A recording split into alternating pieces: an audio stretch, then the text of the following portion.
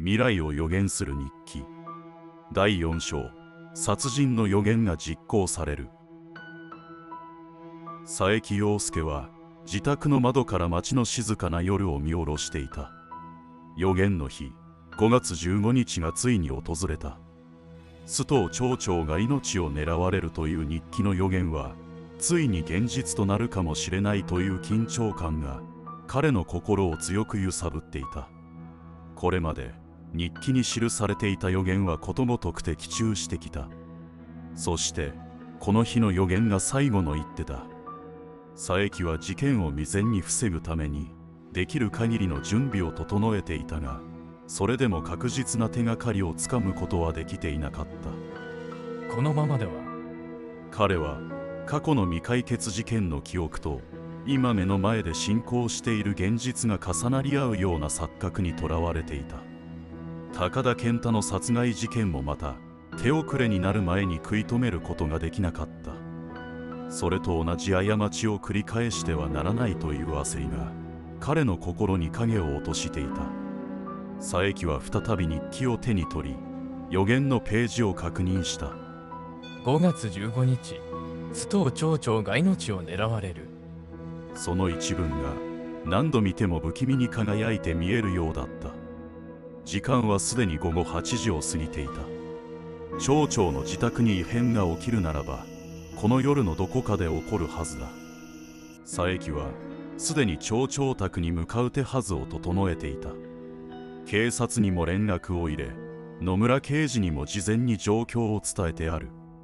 だが警察が完全に動ける状況ではないため、佐伯自身が現場に出向き何が起こるかを見極めるしかない。野村さん、私はもうすぐ町長の家に向かいます。警察も準備は整っていますか？電話の向こうから聞こえる野村の声は緊張に満ちていた。はい、我々も準備は整っていますが、動くタイミングが非常に難しい。証拠が十分でない限り、町長に接近する犯人を現行犯で捕まえるのは困難です。だが、もしも何か異変があれば、すぐに対応します。佐伯はうなずき、電話を切った。彼に残された時間はわずかだった。予言通りに事件が起こるなら、夜が深まる頃には何かが起きるはずだ。佐伯は車に乗り込み、町長宅へ向けて走り出した。街の風景は静かで、特に大きな動きは見られなかったが、佐伯の胸には不安が広がっていた。町長の家に近づくにつれ、彼の直感が警告を発していた。この静けさはまさに嵐の前の静けさだ。町長宅に到着した佐伯は車を少し離れた場所に止め、歩いて家の周囲を見回した。街灯がぼんやりと照らす中、特に異常は見られなかったが、家の窓が一つだけ開いていることに気がついた。これは。彼は緊張感を抱えながら慎重にその窓に近づいた。中からはかすかに人の気配が感じられた。町長が家の中にいるのか、それとも。その瞬間、佐伯の胸に嫌な予感が走った。急いで電話を取り出し、野村に連絡を入れる。野村さん、町長宅に来ています。少し異常な状況があります。窓が一つ開いていて、中に誰かがいるようです。慎重に行動する必要があるかもしれません。野村はすぐに反応した。わかった、こちらもすぐに現場に向かう。何が起こるかわからないから、慎重に動いてくれ。佐伯は電話を切り、慎重に窓の方へ足を進めた。中の様子を伺いながら少しずつ覗き込むと、薄暗い部屋の中で一人の男性が立っているのが見えた。その男は無言で何かを探しているように見えた。誰だ？その人物の顔ははっきりとは見えなかったが、町長ではないことは明らかだった。佐伯は一瞬迷ったが、そのまま見過ごすわけにはいかなかった。彼は静かに窓を開け、室内に足を踏み入れた。部屋の中は静まり返っていた。家具や書類が散らばっている様子から、誰かが何かを探して荒らした形跡があった。佐伯は警戒を強めながらその男に声をかけた。何をしている？男は驚いたように振り向き佐伯を見た。その瞬間、佐伯はその男が山本秀夫であることに気づいた。佐伯さん、なぜここにいるんですか？山本の顔は青ざめ、明らかに動揺していた。彼がここで何をしているのかは明白だった。山本は町長に関する重要な情報を探しに来たに違いない。そしてそれが町長暗殺計画とどう関わっているのか、佐伯の中で一気に疑念が膨らんだ。なぜここにいるの？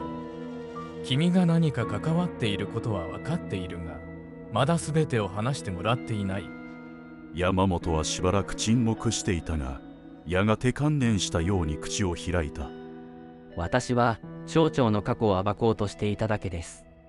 町長が高田健太とつながっていたこと、それが原因で多くの人が苦しんだことを知っていたからです。それがこんな大きな事件に発展するとは思わなかった。山本の言葉には恐怖と後悔が混じっていた。彼は明らかに自分の行動が何らかの形で事件を引き起こす要因となったことを認識していた。町長を殺すつもりだったのか？その問いに山本は首を振った。違う。私はただ真実を暴きたかっただけです。実はもう一人真の犯人がいて、私は彼に利用されたんです。佐伯は山本の言葉に耳を傾けながら、背後にさらに大きな陰謀があることを感じ取った。その時、玄関の方から大きな音が響いた。誰かが家に侵入してきたのだ。くそ、急がなければ。佐伯はすぐに野村に電話をかけ、状況を伝えた。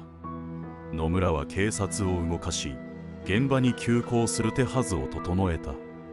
その瞬間、家の中でさらに物音が響き渡り、暗闇の中から人影が現れた。佐伯は素早く物陰に身を隠し、様子をうかがった。その影は確実に町長を狙って動いているようだった。家の奥から低い声が聞こえた。やっとここまで来たか。その声を聞いた瞬間、佐伯の胸に強い予感が走った。この人物が山本の言う真の犯人であり、町長の命を狙っている黒幕なのだ。佐伯は暗闇の中でその姿を見極めるために慎重に動いたが、犯人はすでに動き出していた。殺人の予言が今現実となる瞬間が迫っていた。佐伯陽介が再び現場に足を踏み入れた時、周囲の空気が変わっていることに気づいた。須藤町長の自宅の玄関前にはすでに警察が集まり、野村刑事をはじめとする捜査官たちが現場を調査している最中だった。佐伯は心の奥で感じていた不安が現実のものとなったことを痛感しながら、重い足取りで家の中へ向かった。やはり間に合わなかったのか。野村刑事が彼の姿を認め、ため息をつきながら歩み寄ってきた。その顔には疲労と無念の色がにじんでいた。佐伯さん、残念ながら予言は現実のものとなってしまいました。須藤町長はすでに命を落としています。しかもかなり残忍な手口で。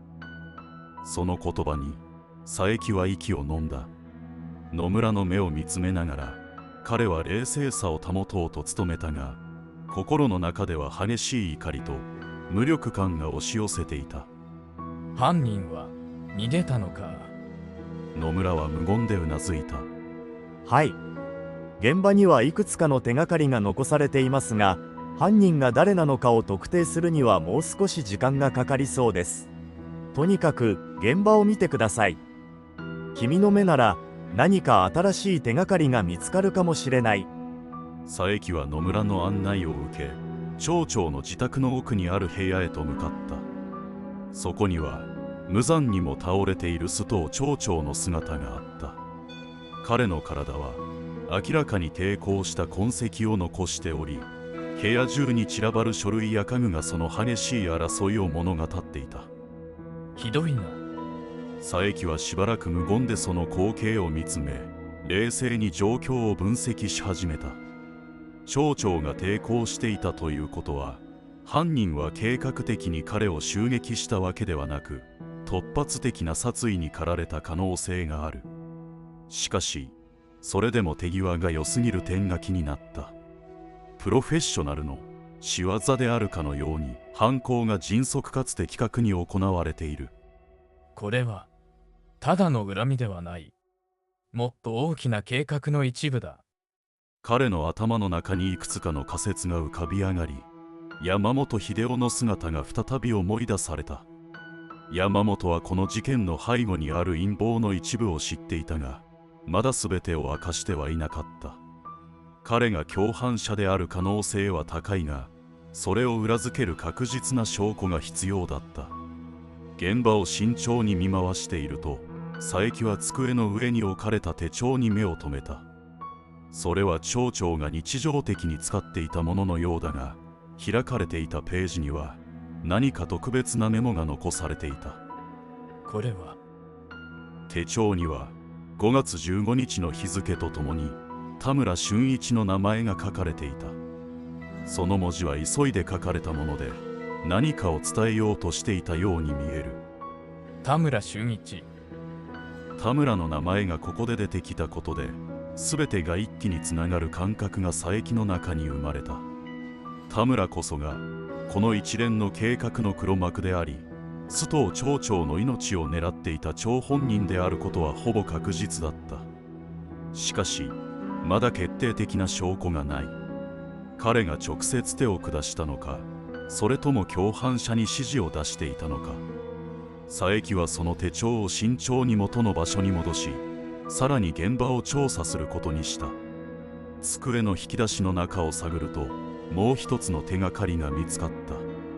それは古びた封筒に入れられた手紙であり、送り主は TK と署名されていた。 TK。 誰だ。手紙の内容は簡潔だが意味深だった。手紙の内容にはこう書かれてあった。次の計画は5月15日に実行される。すべて準備が整っている。詳細は彼が知っている。 TK。 佐伯はその手紙を見つめ、頭の中で TK というイニシャルを巡らせた。田村俊一のイニシャルではない。では誰なのか。この人物が事件の背後で動いているもう一人の共犯者なのかもしれない。現場の状況から考えれば、田村が中心的な黒幕であることはほぼ確実だが、この TK という人物が彼の計画を補完する役割を果たしていた可能性が高い。佐伯はその人物が誰なのかを突き止める必要があった。野村さん、この手紙を見てください。新しい手がかりです。野村は手紙を受け取り、しばらくの間じっと読んでいた。彼もまたその内容に驚いたようだった。 TK、 この人物が事件のキーマンか。佐伯はうなずきながらさらに考えを深めていった。この TK という人物を見つけ出すことが事件の全貌を明らかにする鍵となるだろう。そしてそれが田村俊一とどのように結びついているのかも解き明かす必要があった。その後佐伯はさらに現場を詳しく調べていたが、もう一つ奇妙な手がかりを発見した。それは小さなメモ帳の一部が床に落ちており、その上には血痕が付着していた。メモ帳には数字の羅列があり、その中でも1526という数字が大きく書かれていた。1526。これは何だ。数字の意味はすぐには分からなかったが、これが何らかの暗号や重要なメッセージである可能性が高い。佐伯はそのメモ帳の一部を慎重に拾い上げ、後で詳しく調べるためにポケットにしまった。犯行現場から得られた手がかりは、複数の方向に展開していた。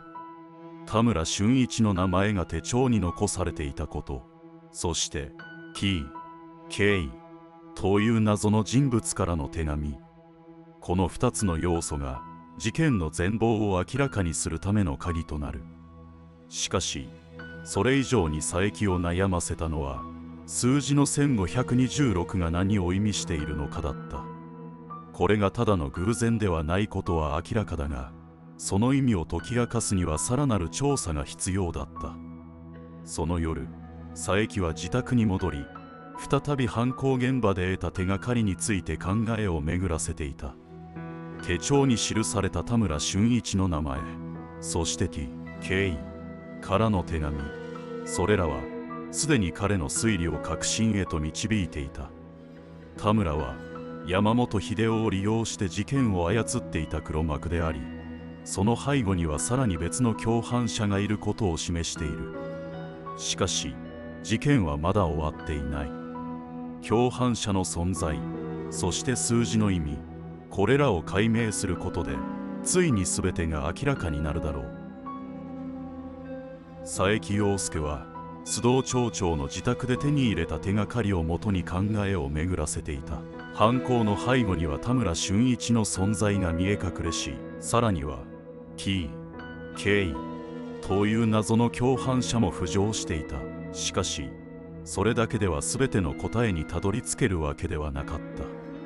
何かがまだ隠されている。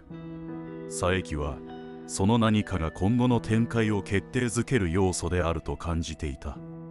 事件の渦中にあるこの町は、表面的には平穏を装っているものの、陰で不気味に動いている力がある。殺人が行われた以上、今後さらに多くの犠牲者が出る可能性がある。佐伯はそれを防がなければならないという責任を強く感じていた。その夜、佐伯は自宅で調査資料を整理していた。現場で見つけた手帳の内容や T.K. からの手紙を思い出しながら、すべての手がかりを頭の中でつなぎ合わせようとした。しかしふとした瞬間、心の中に一つの不安が芽生えた。この事件まだ終わっていない。直感だった。町長が殺害されたにもかかわらず、彼はなぜか終わりを感じていなかった。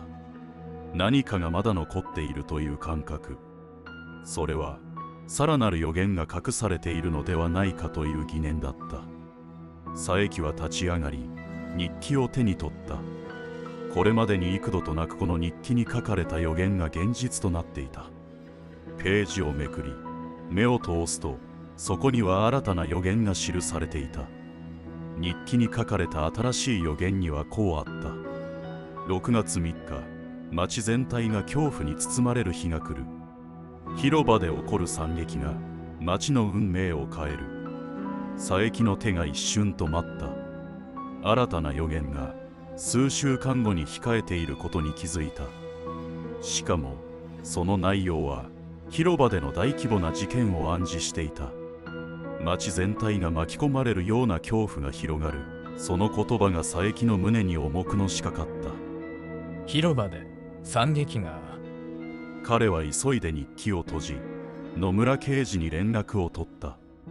この新たな予言を警察に知らせ、早急に対策を講じなければならない。もしこの予言がまたも的中するならば、町全体が危険にさらされることになる。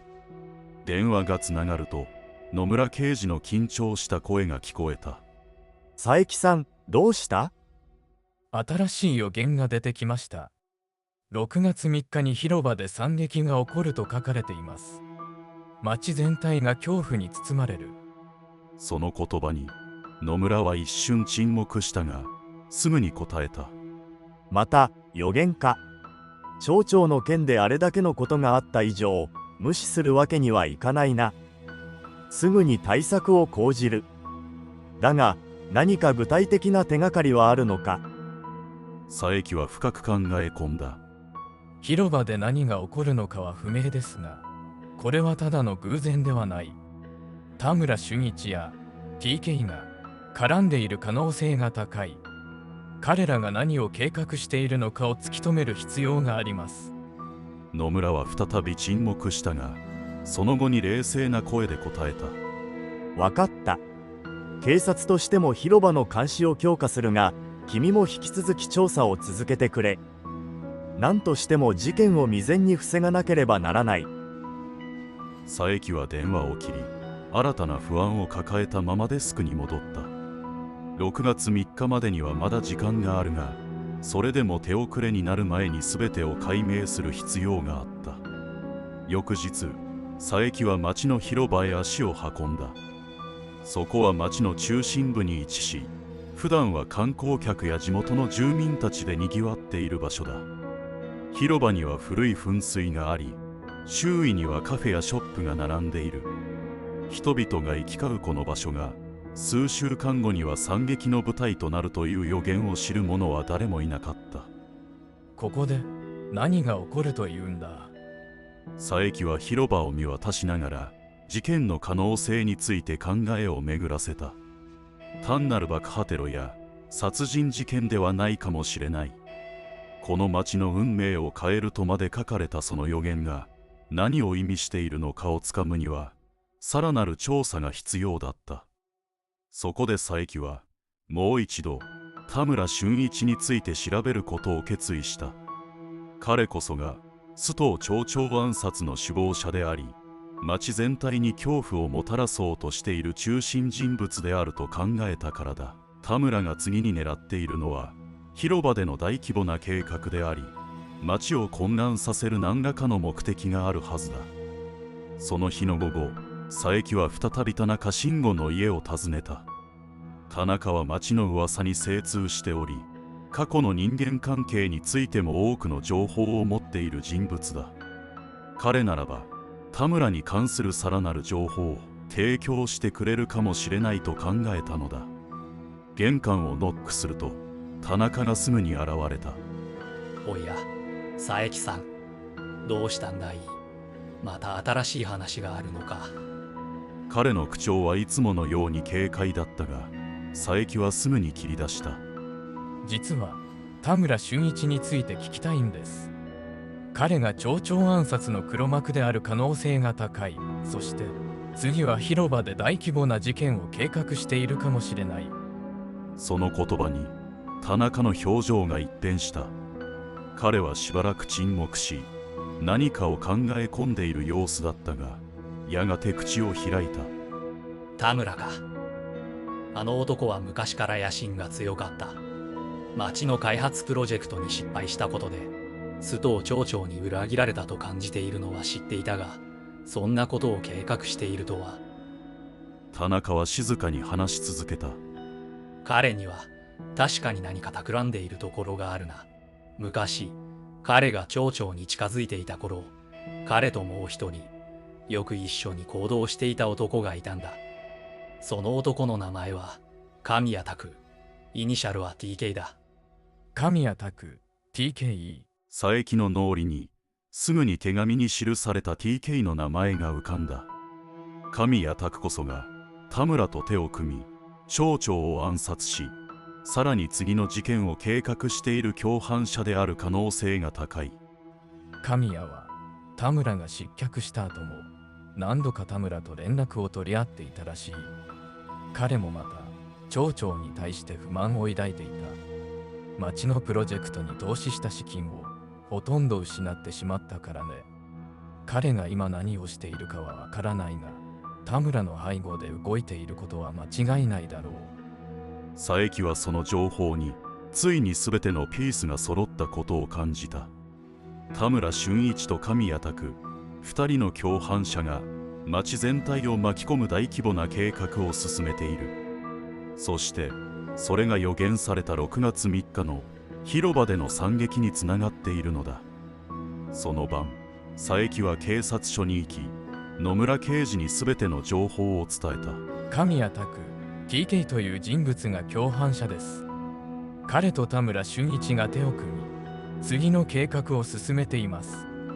今すぐ彼らを突き止め、町を守るために動かなければなりません。野村は真剣な表情でうなずいた。わかった。すぐに捜査を開始する。6月3日までに全てを阻止しなければならないな。最後までご視聴いただきありがとうございました。事件は新たな展開を迎え、ついに日記のトリックと背後に潜む真実が解き明かされようとしています。そして佐伯は犯人との直接対決へ。果たして全ての謎は解き明かされるのでしょうか。次回物語はクライマックスへ。第5章トリックの解明と犯人の正体をどうぞお楽しみに。